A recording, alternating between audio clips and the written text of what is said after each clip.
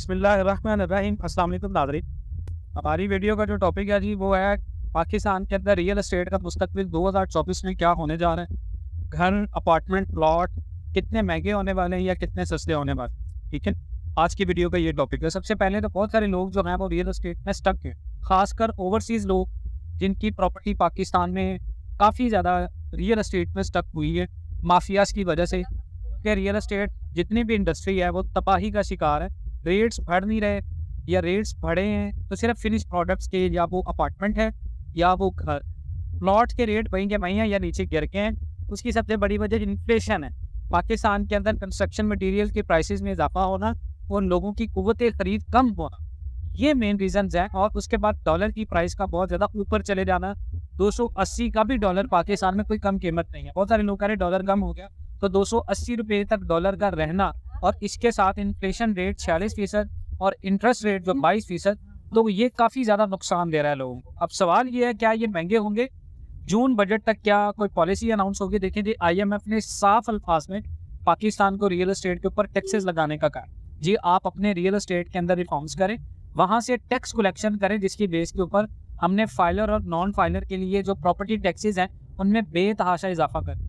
अब इससे नुकसान ये हुआ है कि जो बंदा इन्वेस्टर है प्लॉट का, वो अगर 3 से 4 माह के ऊपर भी काम करता है प्रॉपर्टी के अंदर, तो उसको जो फ़ायदा होता है उसमें अप्रॉक्स 30% उसका टैक्स जाता है और 70% जो उसको जो उसके ऊपर रिटर्न ऑन इन्वेस्टमेंट मिलता है, जो REI है, वो बहुत कम है। जिसकी वजह से लोग रियल एस्टेट के अंदर इन्वेस्टमेंट्स नहीं कर रहे।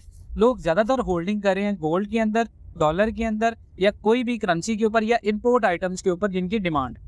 अब घर, अपार्टमेंट क्यों महंगे हो रहे हैं? क्योंकि पाकिस्तान के अंदर हुआ ये है कि हमारी आबादी बहुत ज़्यादा बढ़ गई है। 22 करोड़ से 25-26 करोड़ की आबादी हो गई है और बेरोज़गारी इतनी ज़्यादा है कि लोग शहरों का रुख कर रहे हैं। अब जब शहर की तरफ लोग आते हैं तो शहर की जो लैंड है, जो लैंड ऑफ कॉस्ट है, उसकी कीमत में बहुत ज़्यादा इजाफा होता है और वहाँ पर डिमांड बढ़ती है। अब आप ये देखें, किसी भी सोसाइटी के अंदर आप कोई भी घर या अपार्टमेंट किराए पर देते हैं, वो करीबन 45-50 हज़ार रुपये में आपका ईजिली चला जाता है।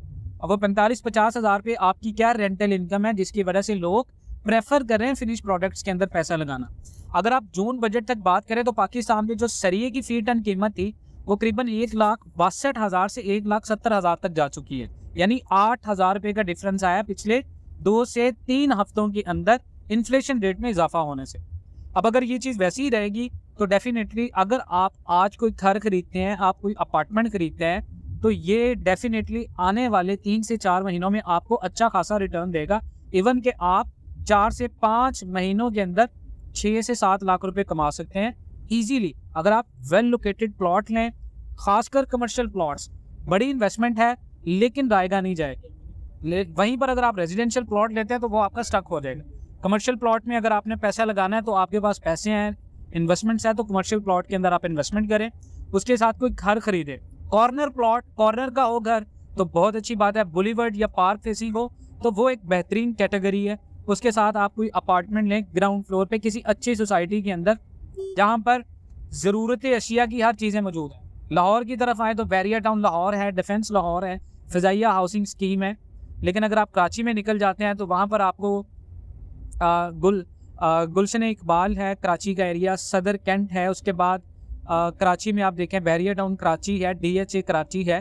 तो ये वो प्लेसेस हैं जहाँ पर आप इन्वेस्टमेंट करते हैं घर के ऊपर या अपार्टमेंट के ऊपर, या आपके रेंटल इनकम भी बढ़ाती हैं, आपकी पैसिव इनकम को भी बढ़ाती हैं, आपकी वेल्थ भी जनरेट करती हैं।